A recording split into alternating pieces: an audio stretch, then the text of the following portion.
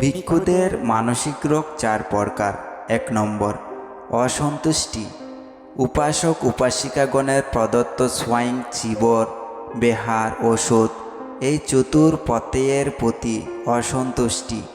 এই চতুর প্রত্যয় যতই লাভ করুক না কেন, কখনো সন্তুষ্টি না থেকে আরও বেশি বেশি কামনা করে মানসিক অশান্তিতে থাকে। 2 নম্বর, মান সম্মান লাভের ইচ্ছা। পরিয়ত্তি এবং প্রতিপত্তি, শিক্ষার দ্বারা মান সম্মান, পূজা সৎকার পেয়ে নিজেকে মহান, সম্মানিত এবং পূজনীয় করার প্রবল ইচ্ছা। 3 নম্বর, লাভ সৎকার কামনায় অধর্ম উপায় অবলম্বন করা। লাভ সৎকার লাভের আশায় বিভিন্নভাবে অধর্ম উপায় অবলম্বন করার প্রবল ইচ্ছা, যেমন মিথ্যাভাবে সাধক, দূতাঙ্গ সাধক, মার্গফল লাভী, ষড়াভিজ্ঞা অরহত, প্রতিসম্বিদা অরহত ইত্যাদি টাইটেল ব্যবহার করা। 4 নম্বর, মিথ্যা অভিনয় বা ছন্দবেশ ধারণ করা।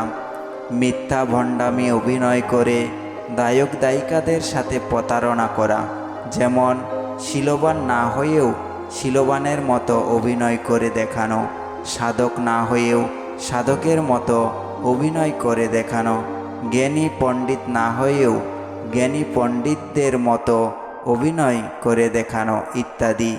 এই 4 প্রকার হচ্ছে ভিক্ষুদের মানসিক রোগ।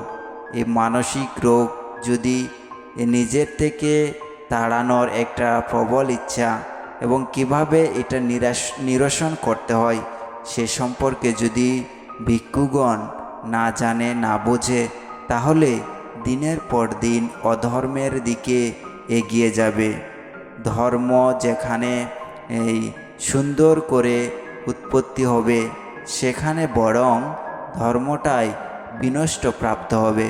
সুতরাং জানতে হবে, বুঝতে হবে, পালন করতে হবে এবং জেনে বুঝে পালন করার মধ্য দিয়ে এই 4 প্রকার যে মানসিক রোগ আছে, এই রোগ থেকে মুক্তি তথা দূরে থাকতে হবে।